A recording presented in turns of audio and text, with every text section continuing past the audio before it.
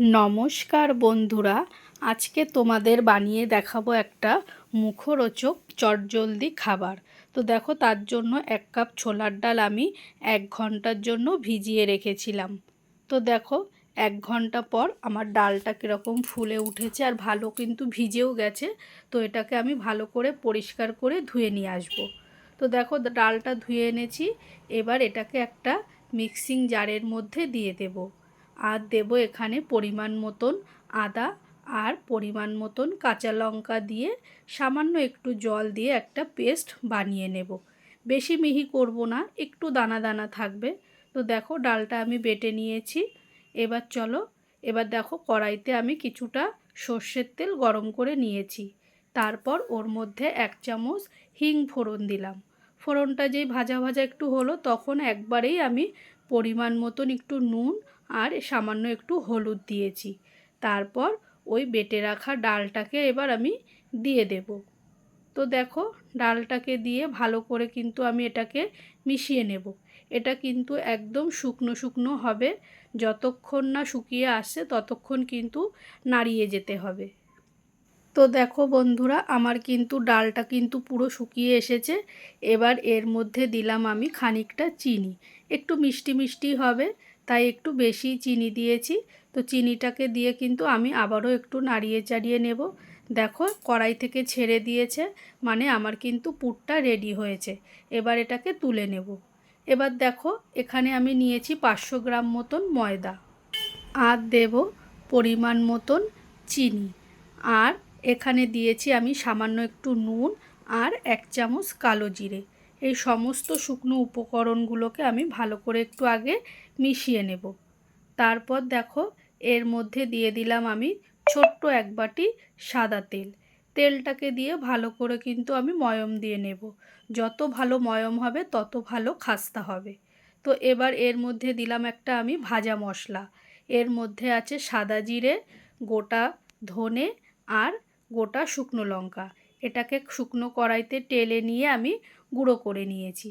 তো সমস্ত কিছুকে ভালো করে কিন্তু মিশিয়ে নিয়েছি। এবার পরিমাণ মতন জল দিয়ে এবার ময়দাটাকে আমি মেখে নেব। তো দেখো বন্ধুরা, আমার কিন্তু ময়দাটা মাখা হয়ে গেছে। তো ময়দাটাকে এবার আমি 1 ঘন্টার জন্য রেস্টে রেখে দেব, একটা ঢাকনা দিয়ে ঢেকে। তো বন্ধুরা দেখো, 1 ঘন্টা পর ঢাকনাটাকে তুলে আমি আবারও একটু ভালো করে কিন্তু ঠেসে নেব। যেহেতু এর মধ্যে চিনিটা দেয়া, চিনিটা গলে গেছে।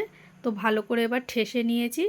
এবার এই ময়দা থেকে ছোট ছোট কিন্তু আমি একটু রুটির মতন সাইজেরই লেচি কেটে নেব।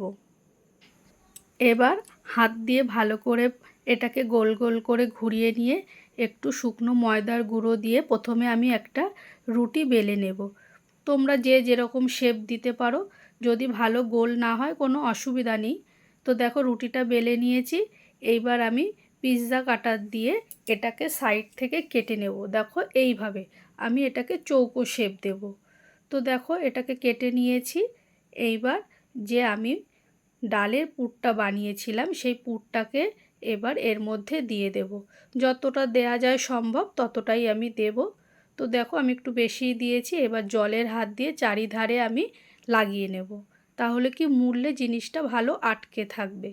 তো দেখো, এইভাবে আমি যেমন করছি এইভাবে আস্তে আস্তে করে এটাকে কিন্তু আমি ফোল্ড করে নেব। দেখো, প্যাটিসের মতো এইভাবে। তো আমি এই একইভাবে সবগুলোকে কিন্তু তৈরি করে নেব। তো দেখো বন্ধুরা, আমার সবগুলো কিন্তু প্যাটিস তৈরি করা হয়ে গেছে। দেখো, এই যে এটা একটু ছোট হয়েছে, কোনো অসুবিধা নেই। তো এবার দেখো, তেলটা আমি আগে থেকেই গরম বসিয়ে দিয়েছিলাম। তো তেলটা গরম হয়ে গেছে।